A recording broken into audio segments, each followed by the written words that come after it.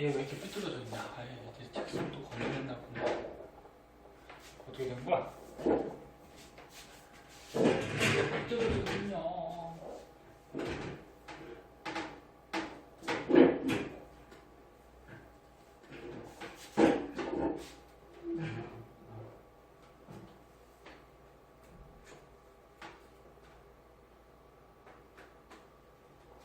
에이씨, 왜 삐뚤어졌지?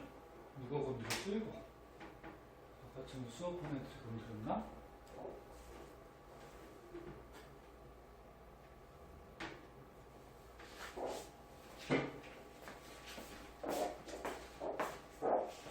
자, 오늘은 혼합물의 분리 두 번째 재결정에 대해서 알아볼게요.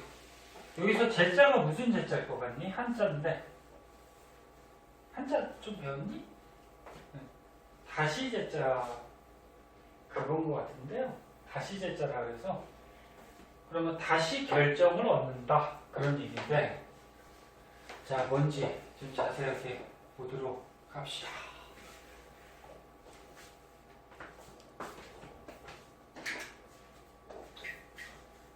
자 여기 조금 어려워요. 자 대표적인 예를 하나 들어서 할게요. 여기에 질산칼륨하고 황산굴이라는 그런 물질이 나왔는데 얘가 만약에 섞여 있다고 하자. 질산칼륨이라는 화학 약품이에요. 질산칼륨과 그 다음에 황산구리 요 가로판 치고 투 써 있는데 이거는 뭐 신경 쓸 필요는 없어요. 얘가 섞여 있어요. 섞여 있으면 뭐야? 혼합물이죠. 요 혼합물에서 얘네들이 이제 분리해내는 방법이에요. 둘 다 고체예요. 둘 다 고체. 얘가 이게 어떤 물질인지 모를 거예요. 자, 화학약품이라고 생각하면 돼요. 고체 가루. 얘를 이제 분리해낼 때 어떤 방법으로 혼합물을 분리해내냐면은 여기서 이용하는 원리가 용해도를 이용해요. 용해도. 용해도 중에 용해도 차이를 이용하는데 용해도가 뭐였지? 기억나나? 용해가 녹는 거잖아. 그치? 예, 그럼 용해도는 얼마나? 잘 녹느냐. 그 용해도 정의도 있었죠. 뭐 물 100g에 녹아있는 양 그러면서. 그치? 예. 자, 근데 이 그래프를 보니까 얘네들이 용해도가 지금 어떻게 됐냐면 항상 X축, Y축 잘 봐야 돼. X축이 뭐예요? 온도. Y축이 뭐예요? 용해도. 용해도 단위는 뭐 그램 퍼 물 100g. 그러니까 물 100g에 몇 그램 녹아있냐. 세윤이 안 보여? 안 보여? 근데 얘네들이 지금 온도가 올라감에 따라서 용해도가 이렇게 증가하거든? 그래서 니네 전에 배운 것 중에 고체 같은 경우에는 물이 뜨거워지면 뜨거워질수록 많이 녹아야 적게 녹아요. 많이 녹지? 기억 벌써 다 까먹었니? 그래서 고체의 용해도는 온도가 올라갈수록 잘 녹는다 했잖아. 용해도가 커진다. 니네가 설탕물 먹으려고 설탕을 물에 타. 찬물에 많이 녹아요? 뜨거운 물에 많이 녹아요? 뜨거운 물. 그 말이지 뭐. 고체도 녹일 때 온도가 높을수록 많이 녹는다. 근데 질산칼륨은 온도에 따라서 용해도가 차이가 급격하게 이렇게 증가하거든. 근데 황산구리는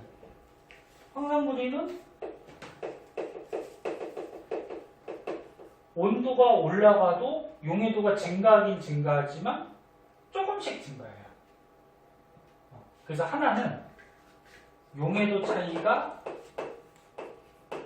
온도에 따라서 큰 물질이고 하나는 용해도 차이가 온도에 따라서 작은 물질이야. 잘 들어야 돼. 이거 어려워요. 그럼 얘네가 섞여 있을 때 이제 어떻게 분리를 해주냐면은 예를 들어서 여기 우리가 뭐 한 100도씨 뜨거운 물에다가 질산칼륨을 녹였대. 그 다음 황산구리도 녹였대. 근데 뭐 질산칼륨의 용해도가 예를 들어서 한 50이라고 해보자. 저 그래프하고 좀 달라요. 50이라고 하고 황산구리의 용해도가 얘를 한 20이라고 하자. 그러면 질산칼륨하고 황산구리를 선생님이 각각 40g씩 녹였어요. 40g씩 물에 갖다가 녹였어요. 그러면 질산칼륨을 뜨거운 물 100도씨에다가 40g 녹였다라는 거는 요만큼 녹였다는 얘기야. 40g. 이렇게 하면은 잠깐만. 40g. 그럼 황산구리 40g 해버리면 안 되겠네? 자, 이거 숫자를 조금 바꾸자잉. 미안해. 자, 얘 40g 녹이고, 얘는 10g 녹였다 그러자. 10g. 황산구리는 그 뜨거운 물에다가 몇 g 녹였냐면 10g 녹였어요. 10g 녹였어요.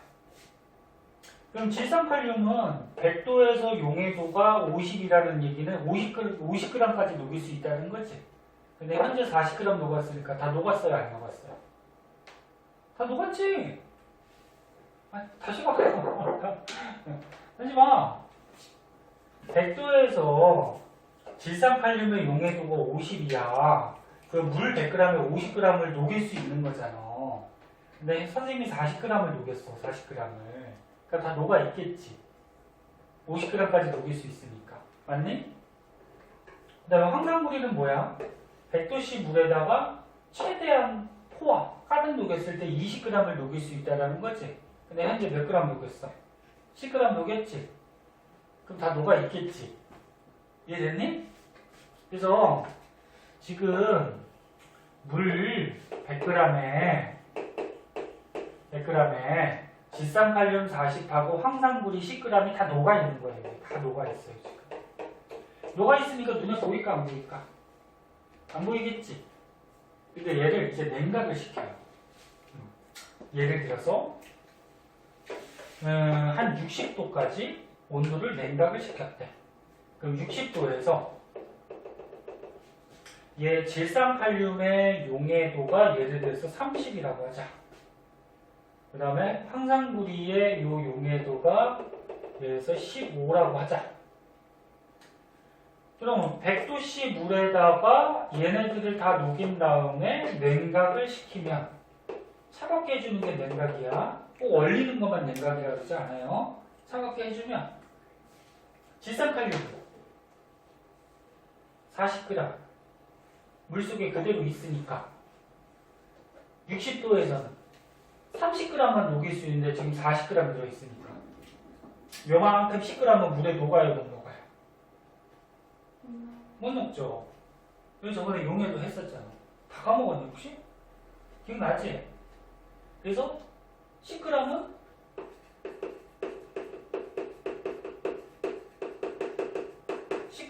녹지 못하니까 어떻게 될까 이거는?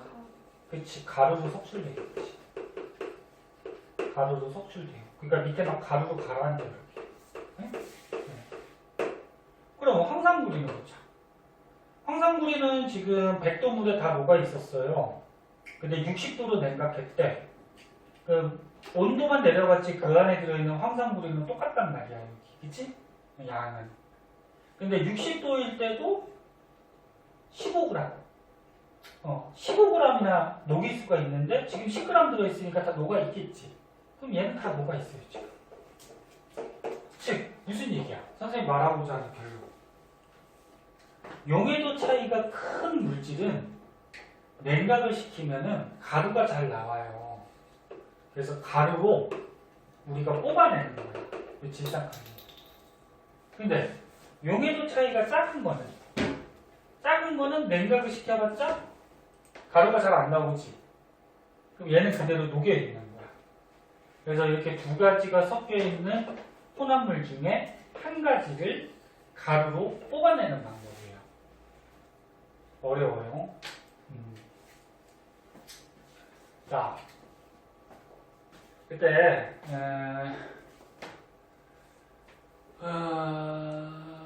보자.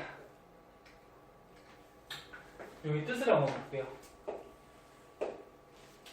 자, 재결정 그래가지고 물에 녹여가지고 얘네들을 봐봐. 두 가지 고체를 물에 녹여서 냉각을 시킨 다음에 한 가지를 다시 결정으로 얻어낸다. 그래서 재결정이거든.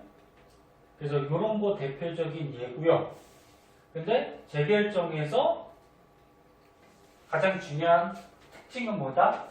용해도 차이를 이용하는 거야. 용해도 차이. 그러니까 용해도가 큰 거랑 용해도 차이가 작은 거야.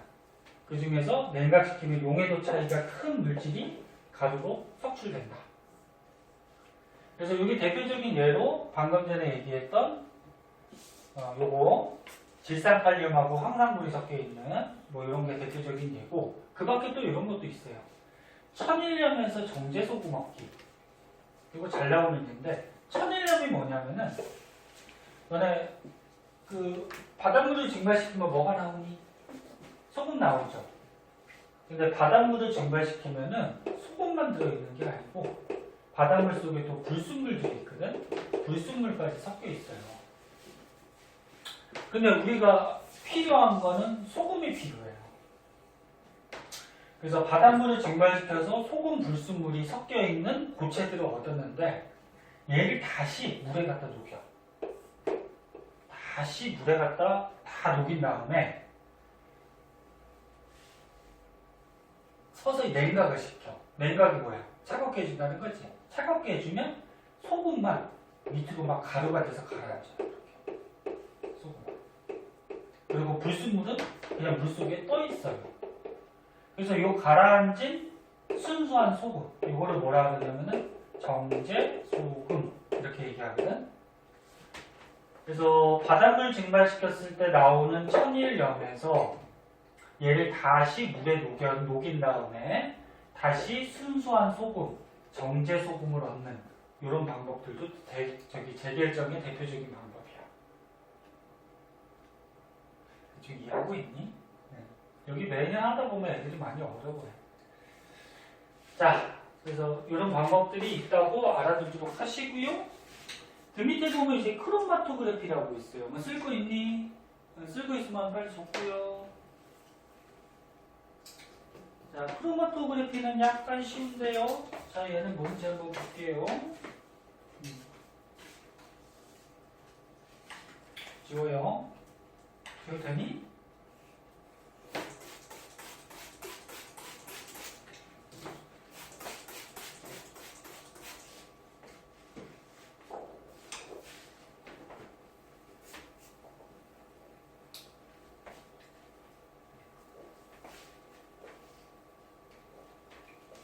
자, 수업할 때 자꾸 선생님하고 얘기 좀 해. 응? 그래, 가만히 있으면 졸립잖아. 선생님하고 얘기 좀 하고 대답도 좀 하고. 예은이 대답 잘했어서 오늘. 오늘 좀 졸려가지고. 오늘 졸려? 오늘 대답은 하긴 하는데 왜 어제 뭐 했어? 늦게 잤어? 네. 몇 시간 잤는데? 그렇게 많이 잤는데. 많이 잤어? 네. 근데 졸려? 선생님 어제 5시간 잤나? 5시간보다 더 많이 잤지? 한 8시간 잤어요. 그걸 8시간 잤으면 많이 잤구만. 응? 잠이 또 너무 많이 자면 또 더 졸리고, 적당히 자는 게 좋은데, 가장 쾌적하게 자는 시간이 저번에 한번 얘기했나? 한 7시간 반 정도 자면 가장 쾌적하대요. 다음날에 안 졸립다 이 정도? 그 8시간이면 7시간 반보다 더 잤네. 적당하게 잤는데. 그리고 한 4시간 자면은 다음날 생활하는 데는 뭐 크게 무리는 없대요. 근데 4시간 자면 졸립지. 그래서 선생님 볼 때도 한 7시간? 8시간? 그 정도가 딱 좋을 것 같아요. 하루가 24시간이니까 8시간 자면은 3분의 1을 자는 거잖아. 그 3분의 2는 활동해야지.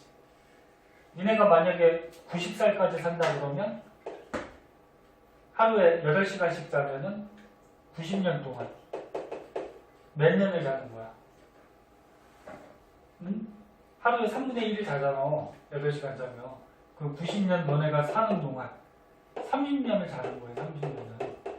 30년은 잠을 자면서 그냥 보내는 거야. 응? 니네가 지금 몇 살이야? 15살. 너네 나이에 지금 2배 정도는 일생 동안 계속 자는 거야.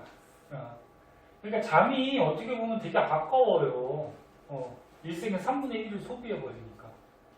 그래서 선생님도 잠자는 시간이 좀 아까워서 가능하면 줄이려고 하는데 또 적게 자면 다음날 너무 졸리니까. 자, 그래서 자, 크로마토그래피 한번 볼게요. 자, 크로마토그래피는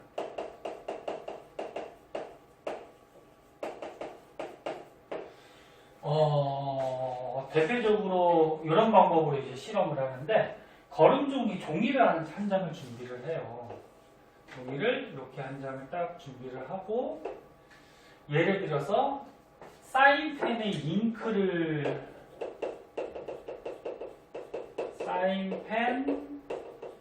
속에 들어있는 잉크 색수를 분리한다고 하자.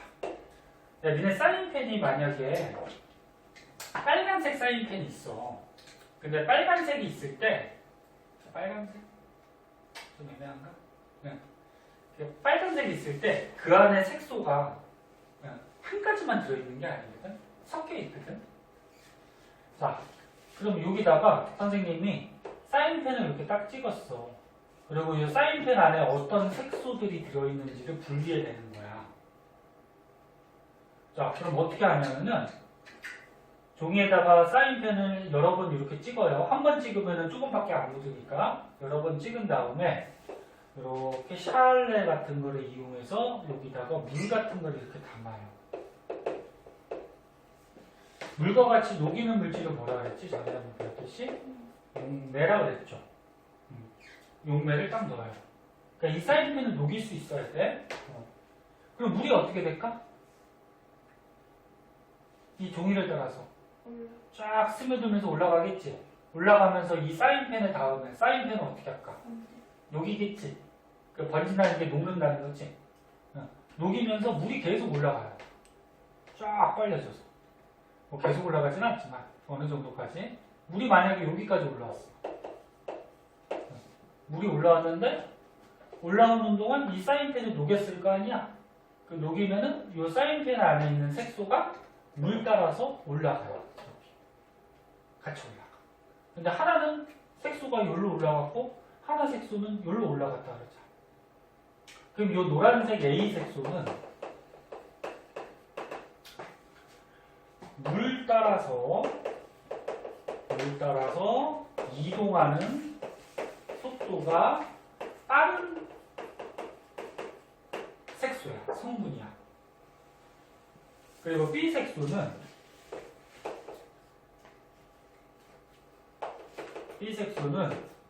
물 따라서 이동하는 속도가 느린 색소예요. 지금 무슨 얘기냐면 봐봐, 대충 이해했겠지만 여기 잘 보세요.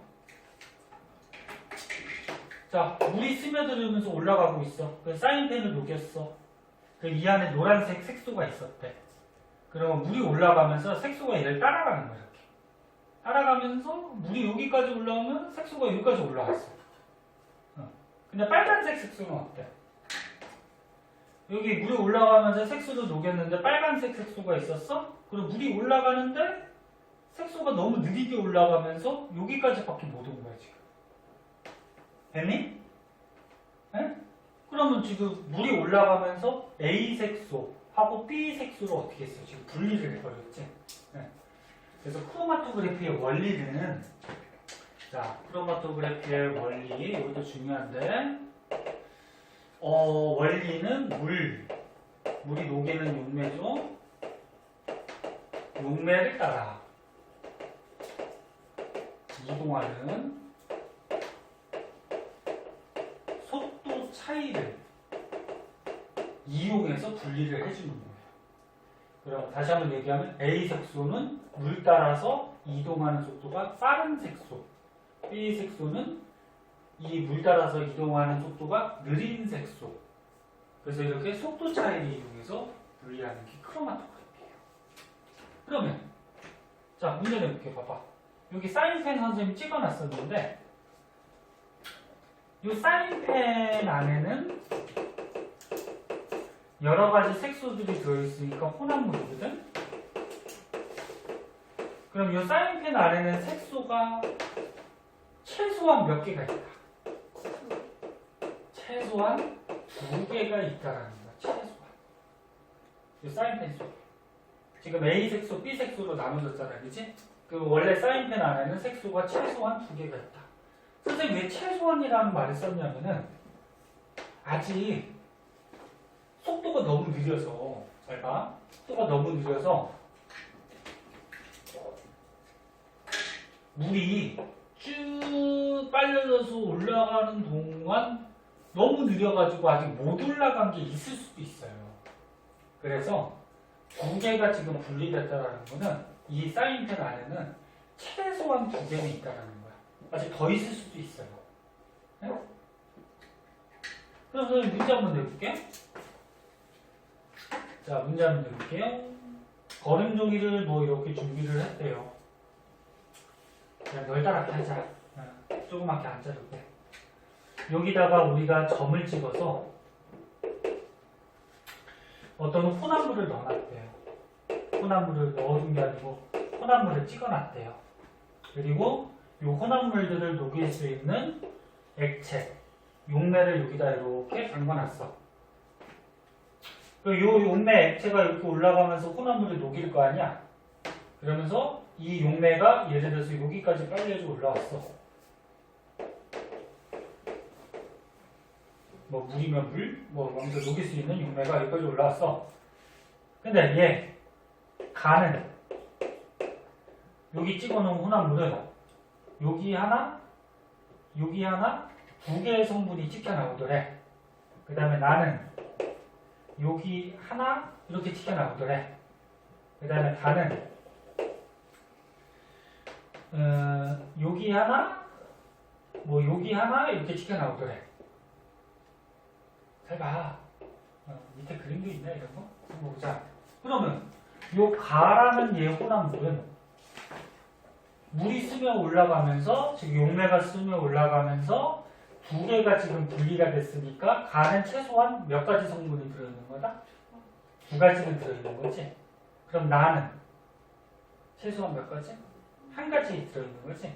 다는 2가지 있는 거지. 그리고 또 한 가지 지금 여기가 만약에 같은 위치라고 하면은 가에서 2성분하고 다에서 2성분은 같은 높이까지 왔잖아. 그럼 이거 같은 성분이야. 같은 성분. 그러면 얘도 어떻게 돼? 지금 같은 높이까지 왔어요. 가에서 혼합물에서 요 성분하고 나에서 혼합물에서 요 성분은 같은 높이까지 왔다라는 거는 얘 성분이 똑같은 성분, 같은 물질이라는 거야. 이런 것도 우리가 판별할 수가 있어요. 자, 그럼 이걸 바탕으로 해서 책으로 정리 한번 해볼게요. 보자. 책에 보면 자, 책에 보면 크로마토그래피 혼합물을 분리할 때 용매를 따라 이동하는 속도 다른 것, 그러니까 속도 차이를 이용해서 분리하는 방법이고, 여기에 보면은 여기다가 이제 혼합물을 이렇게 찍어놨어요. 여기다 찍어놨어요. 그리고 이 혼합물을 녹일 수 있는 용매를 넣어뒀더니 성분이 지금 빨간색 A 성분하고 초록색 B 성분으로 이렇게 나눠지더래. 그러면 이 혼합물에는 최소한 2가지 성분. 네, A, B 중에 누가 용매를 따라 이동하는 속도가 빠른 거야. 응? 아, 좀만 집중해서 봐봐. 좀 하고 좀 쉬었다 하면 돼. 다시 봐봐. 선생님 혼자 수업하니 듣고 있니? A하고 B 중에 누가 용매를 따라서 용매가 여기까지 올라왔어. 용매를 따라서 이동하는 속도가 빠른 거냐고. 누구야? B죠. 용매가 여기까지 올라올 때 B는 이만큼 올라왔잖아. 그치? 그럼 얘가 이동하는 속도가 빠른 거고 A는 용매가 여기까지 올라올 때 A는 요만큼밖에 못 올라왔으니까 이동하는 속도가 느린 거지. 그래서 이게 이동하는 속도 차이를 이용해서 분리하는데 크로마토그래피의 특징은 보세요. 방법이 굉장히 간단해요. 그냥 찍어놓고 용매를 스며 그리게 하면 돼요. 방법이 간단하고 분리하는데 시간이 짧게 걸려요. 물만 올라가면 되니까. 그리고 매우 적은 양으로도 분리할 수가 있어요. 그러니까 여기 적은 양만 이렇게 딱 묻혀놔도 적은 양만 묻혀놔도 분리가 가능해. 그 다음에 비슷한 혼합물도 이렇게 몇 가지 성분으로 나뉘기 때문에 분리가 가능하다. 뭐 이런 특징점들이 있어요. 이것도 좀 알아두셔야 돼요. 두시고 그 밑에 한번 볼까요? 자 밑에 보시면은 선생님 아까처럼 이거 그렸던 거 여기 책에 있나요? 보자. 책에 있네요.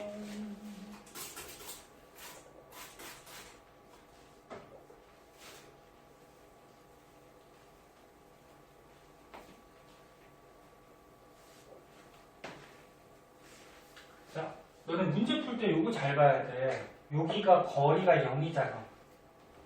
그럼 여기다가 지금 혼합물을 찍어 놓은 거라는 얘기거든. 그래서 어떤 애들은 여기 두 개가 있네. 그러면 요 2라는 물질은 성분이 두 개가 생겼네. 그게 아니야. 지금 높이가 0이니까 여기다가 혼합물을 찍어 놨다는 얘기야. 이거는 혼합물이고. 그럼 2는 최소한 몇 가지 성분이 있는 거야? 한 가지죠. 한 가지만 올라갔잖아. 그치? 네. 그러면 B는 두 가지. 그치? C는 한 가지.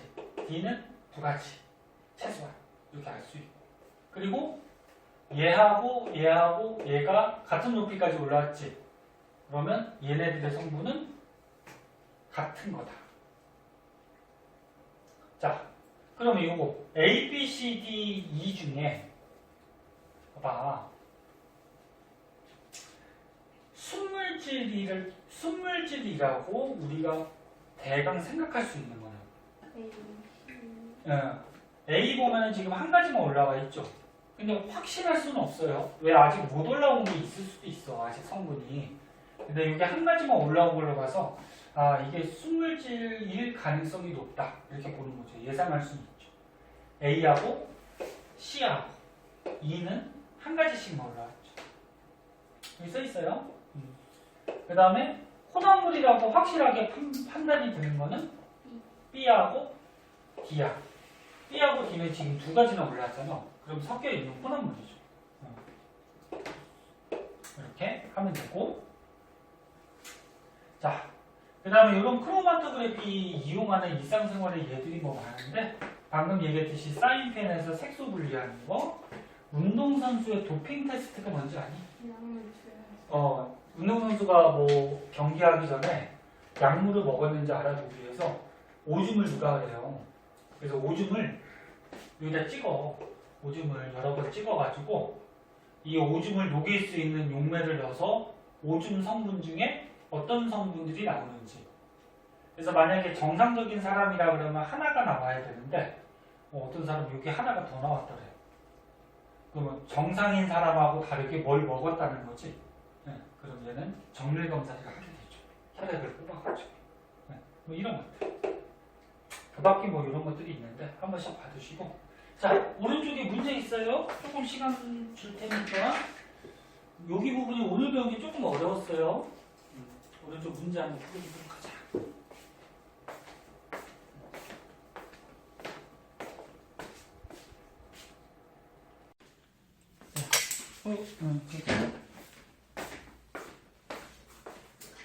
자, 영상을 찍어서 맨날 올리는데 나중에 혹시 까먹은 거 있거나 그럴 때 복습 좀 해요.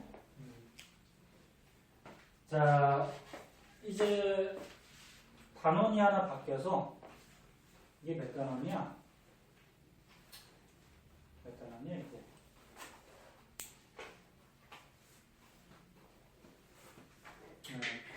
7단원이네. 7단원의 수권과 해수의 순환. 여기 한번 볼게요. 수권이 뭘까? 물. 그지? 수권이 이제 물을 얘기하는데, 지구계를 크게 수권, 물, 기권. 기권은 뭐야? 공기. 그 다음에 지권, 땅, 생물권, 생물, 동물, 식물, 사람.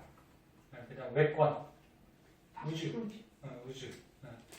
이런 것들에 대해서 배우고 있는데, 그 중에서 이제 수권은, 자, 수권은 지구상에 있는 물을 얘기해요. 물이 있는 영역. 지구에 있는 물 중에 가장 많은 물이 뭐니?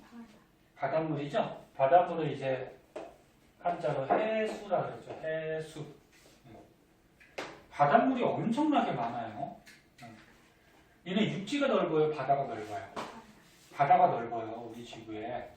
바다가 더 넓고, 바다 깊이는 막 몇천 미터까지 막 내려가는 곳이 있거든?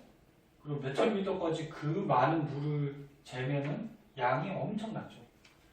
그래서 지구상의 물 중에 가장 많은 대부분을 차지하는 게 바닷물인데, 한 97%, 책에는 몇 퍼센트라고 나왔니? 97.47% 그렇게 나왔죠. 바닷물이 지구상의 한 97% 정도 차지해요. 거의 다 좀. 그 나머지 3%가 이제 바닷물 빼고 나머지 이제 육지의 물인데, 육지의 물 중에서도요, 빙하 얼음 있잖아. 얼음이 또 대부분을 차지해요.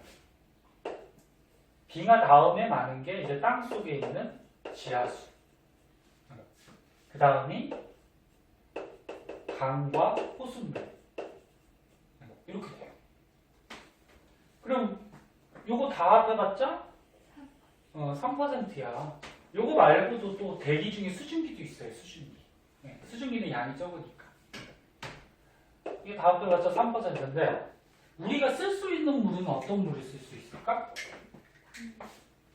담수라 그래서 소금이 안 들어있는 그런 물들을 우리가 쓸 수가 있는데, 바닷물 모아서 증발시켜서 그 물을 또 따로 모으는 방법도 있긴 한데, 그러면 돈이 들고 또 시간이 걸리고 복잡하니까. 그래서 우리가 쓸 수 있는 물은 지하수하고 강과 호수물. 요거를 이제 사람들이 보통 이용을 하죠. 빙하 이용하니, 빙하? 빙하를 막 갈아놓고 팥빙수? 팥빙수 만들. 근데 뭐 남극에 빙하 갈아갖고 팥빙수 만들기 힘들고. 여기 2층에 보면 설빙이 있던데, 설빙. 팥빙수 좋아하냐? 나중에 여름 되면 같이 한번 사 먹자. 선생님 사줄게. 여름 되면. 맨날 이렇게 기대만 부풀게 해주고 사치지도 않고. 초코파이 먹을래? 초코파이 있는데.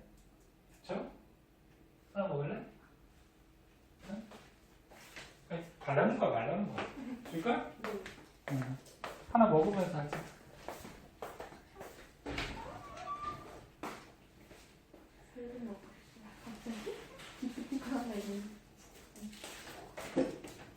그 물이나 그다음에 저기 메밀차 뭐 핫초코 저기 있으니까 시간 되면 타 먹고 먹으면 돼요. 그래서 맨날 뭐가 사준다고 그러고 사주지도 않고, 선생님은 말해놓고 까먹거든. 까먹으니까 너네가 괜찮으니까 먹고 싶을 때 얘기를 해요.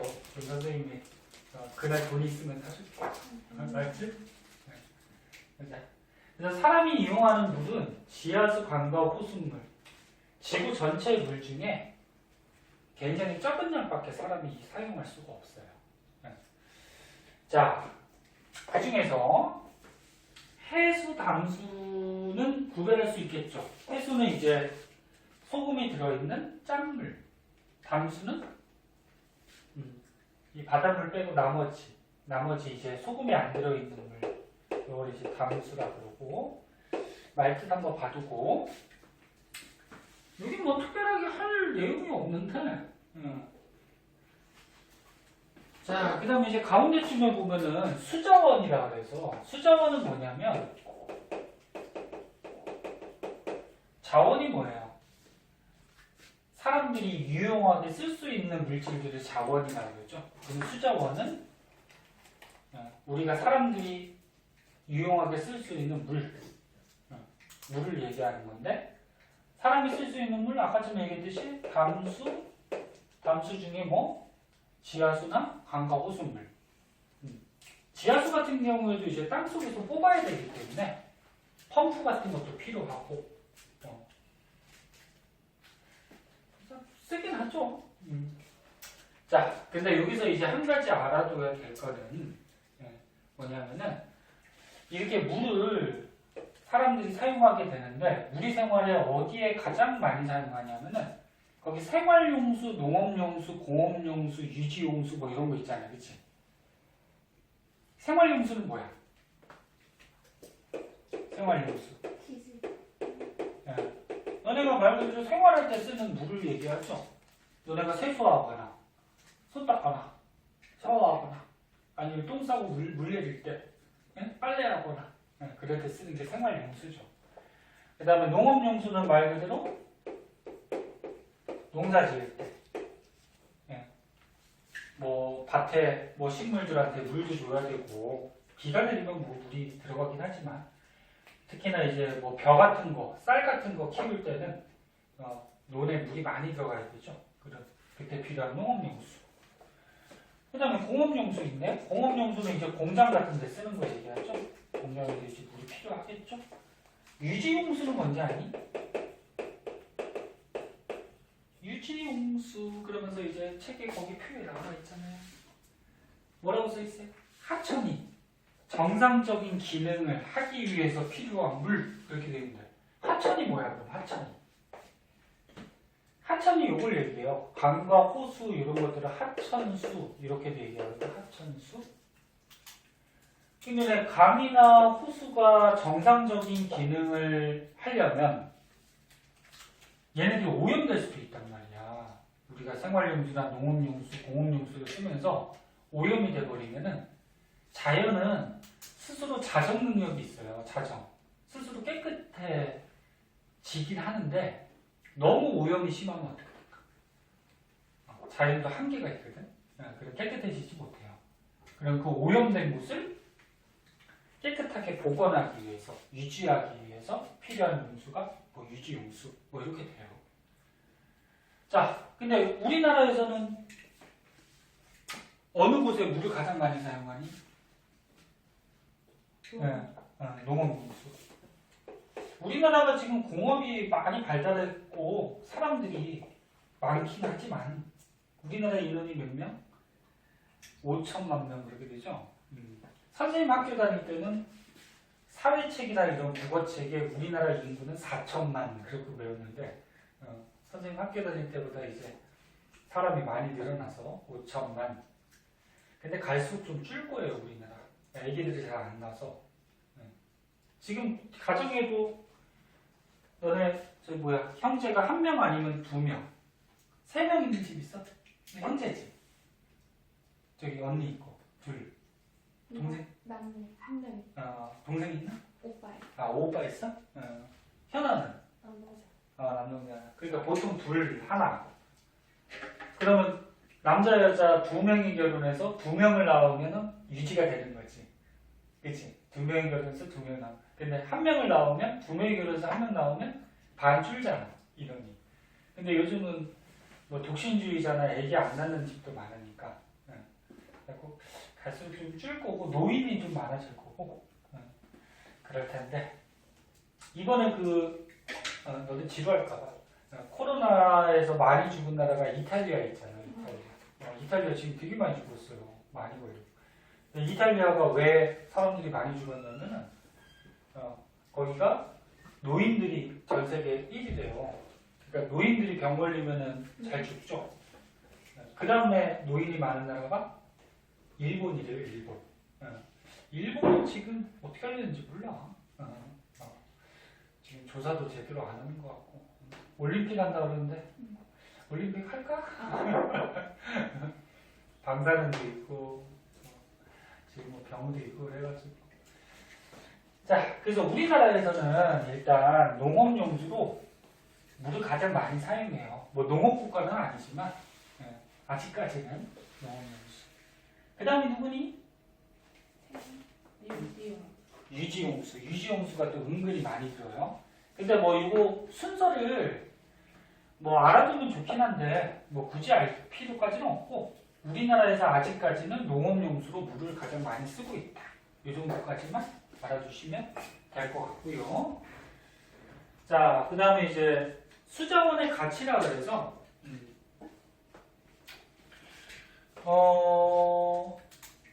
사람들이 많아지면 물을 많이 쓰겠죠. 사람들이 물을 많이 쓰니까. 그래서 인구 증가. 그 다음에 산업이 발달하면 또 물 많이 쓰겠죠. 공업용수로. 그래서 사람 많아지고 산업 발달하고 문명이 발달할수록 뭐 물 사용량이 많아지고. 근데 물을 많이 사용하려고 하는데 지구상에 있는 물은 딱 정해져 있죠. 그래서 물을 아껴 써야 된다는 얘기고. 그리고 또 한 가지 굳이 알아두면은 지하수 있잖아요. 거기 써있는 같이. 지하수가 아까 호수나 강물보다 양이 어땠어? 지하수가 양이 많았죠. 양이 많고 그 다음에 비가 오면은 땅속에 물이 스며들어서 지하수로 모일 수가 있죠. 그래서 지하수가 사람이 쓸 수 있는 물 중에 양이 좀 많고 비 많이 오는 지역은 또 지하수가 많이 저장될 수가 있기 때문에 가치가 높은 물이다. 뭐 그런 얘기고. 그 다음에 관리하는 방법은 댐 만들어서 어떻게 물을 관리하니? 댐을 안 만들어 놓으면 어떻게 돼요? 다 세지 않아요. 그러니까 댐을 안 만들어 놓으면 이제 비가 오고 그러면 육지에 물이 있잖아. 그게 강물 따라서 어떻게 돼? 그냥 바다로 흘러가 버리지. 그래서 중간중간에 이제 댐을 만들어 가지고 물을 가둬놓고 필요할 때 우리가 쓰는 경우가 되겠죠. 그래서 댐을 좀 지어놓는 게 좋고 지하수 당연히 개발해야 되고 해수 담수화는 뭘까? 해수 담수화? 말 그대로 뭐야? 해수, 바닷물을 담수, 뭘로 바꿔준다? 우리가 쓸 수 있는 소금기 없는 물로 바꿔주는 그런 기술을 해수 담수화 기술 그렇게 얘기해요. 그래서 지구상의 바닷물이 거의 대부분 가장 많으니까 이 짠 바닷물을 이용해서 우리가 쓸 수 있는 담수로 좀 바꿔주자. 그런 내용이고 요거는 뭐 너무 쉽지. 앞에 거 좀 어려운 거 배우다가 요거 배우니까 자 요거는 뭐 상식적으로 문제 풀 수 있을 거예요. 자 오른쪽에 문제 있죠. 시간 좀 줄 테니까 한번 풀도록 할게요. 오른쪽에 문제 한번 풀어보자.